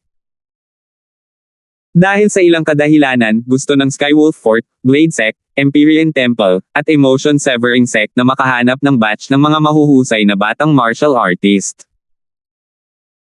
Bukod dito, ang Skywolf Fort ay nagdaos ng martial competition ng 10 Dynasties para sa paghahanap ng mga natatanging batang martial artist, at ito ay dahil mas mahusay nilang makakamit ang kanilang layunin sa ganitong paraan. Senior, kung hindi ako nagkakamali, ang dahilan kung bakit gusto ng mga sekta mo na maghanap ng mga namumukod tanging batang martial artist ay marahil dahil gusto mong pumasok kami sa isang partikular na lugar at magsikap na makakuha ng mga benepisyo para sa iyong mga sekta. At ang mga lugar na iyon ay dapat magkaroon ng inscription formations na naghihigpit sa pagpasok ng mga martial artist na higit sa 40 taong gulang. Tama ba ako? Isang flash ng pangunawa ang lumitaw sa isip ni Alvin habang siya ay malabo na nahulaan ang ilang mga bagay, at pagkatapos ay tinanong niya ang Sword 13 sa pamamagitan ng voice transmission. Ang lahat ng ito ay isang hula na nakuha niya mula sa pag-unawa sa mga kinakailangan na itinakda ng Skywolf Fort para lumahok sa martial competition ng 10 Dynasties. Naalala pa niya na noong nagsimula ang martial competition ng 10 Dynasties ilang araw na ang nakalipas, ang unang batang henyo na nasusukat na 40 taong gulang ay pinatay ni Walter sa kanyang galit. Obviously, talagang pinahahalagahan ng Skywolf Fort ang edad ng mga batang henyo na lumahok sa martial competition. Ikaw, paano mo nalaman? Laking gulat ni Sword 13 nang marinig niya ang hula ni Alvin. Nahulaan ko na. Ngumiti si Alvin at nagpatuloy. Bukod dyan, nahuhulaan ko rin na ang lugar na balak ipadala ng mga sekta mo sa mga namumukod tanging mga henyo. Malamang ay isang lugar na naiwan ng isang eksperto sa Martial Emperor stage. Walang imek si Sword 13. Alam niya na ang likas na talento ni Alvin sa martial daw at kakayahan sa pag-unawa ay lumalaban sa langit, ngunit hindi niya kailanman naisip na ang mga iniisip ni Alvin ay napakaselo hanggang sa puntong na ikonekta niya ang napakaraming bagay sa pamamagitan ng ilang maliliit na pahiwatig. Eksakto! Ang lugar na gustong padalhan ng kanilang Blade Sect ng mga natatanging batang martial artist ay tiyak na iniwan ng isang Martial Emperor stage expert. Bukod dito, ang lugar na iyon ay talagang nagtataglay ng isang paghihigpit sa edad ng mga pumasok.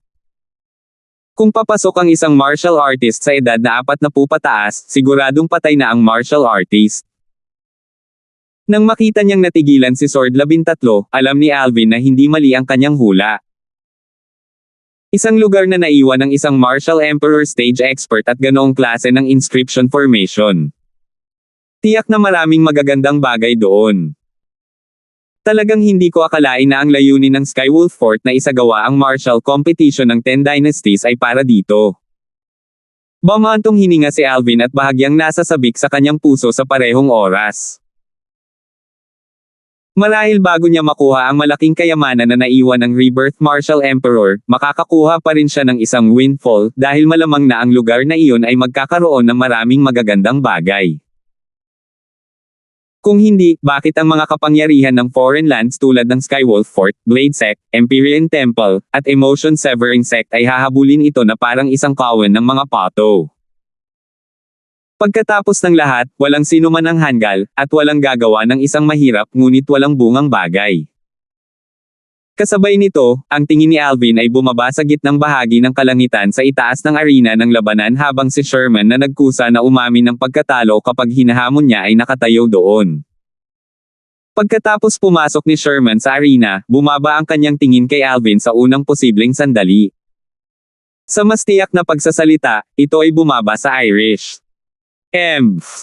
Lumubog ang mukha ni Alvin nang makita niya ito, at pagkatapos ay kumislap ang malamig na ilaw sa kanyang mga mata. Gusto talaga ni Sherman na labanan si Irish. Hinahamon ko ang may-ari ng number 7 token, Irish.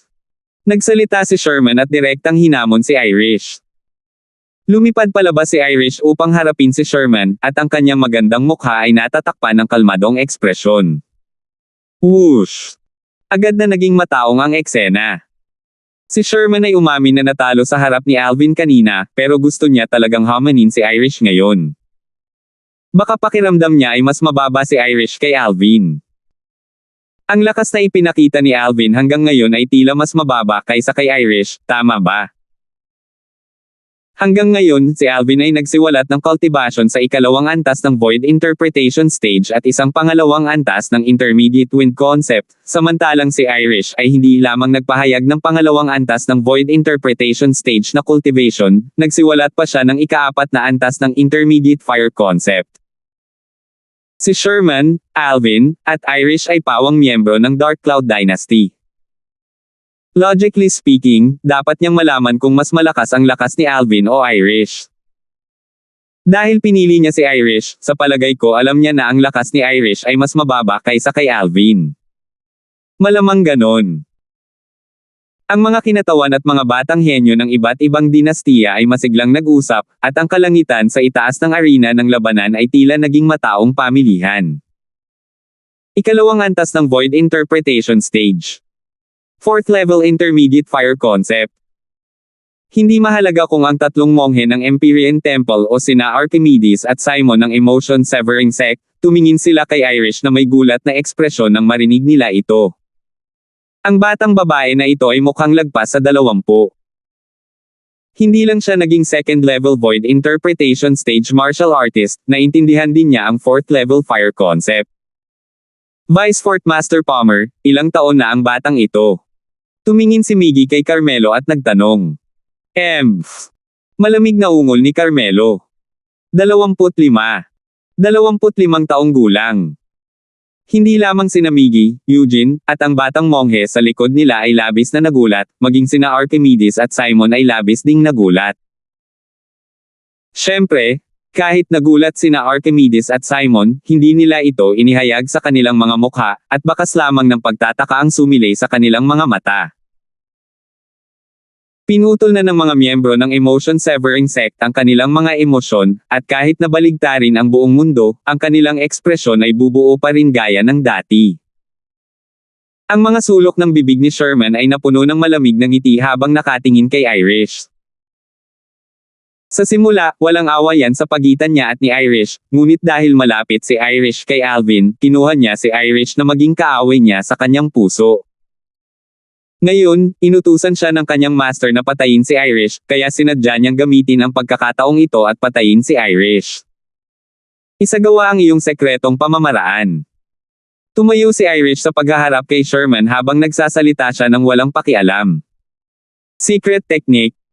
Ang mga salita ni Irish ay naging dahilan upang magkasabay na natigilan ang mga manunood sa paligid. Mukhang tinago talaga ni Sherman ang lakas niya. Maraming tao ang tumugon sa kahulugan sa likod ng mga salitang ito at napabuntong hininga ng may damdamin. Nang ang maraming tingin ay bumaba kay Sherman, malamig na tumawa si Sherman. Sa gusto mo. Agad na lumitaw ang isang maliit na itim na tuldok sa pagitan ng mga kilay ni Sherman, at ito ay malinaw na nahayag sa paningin ng lahat. Kasunod nito, ang maliit na itim na tuldok ay lumaki ng walang tigil.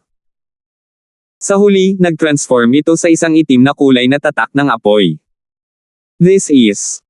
Ang eksenang nasa harapan nila ay naging sanhi ng pagkatulala ng lahat ng manunood dahil hindi nila alam kung ano ang nangyari. Nang ang pagbabagong naganap kay Sherman ay pumasok sa kanilang mga mata, ito ay masyadong kakaiba. Ang sect master ng Emotion Severing Sect, si Archimedes, na nakatayo sa malayong kalangitan ay bahagyang kumunat ang noo, at ang kanyang puso ay napuno ng pagkalito. Anong nangyayari? Bakit parang ibang tao siya? Salamat po at sinamahan ninyo ako, ingat lagi mga master.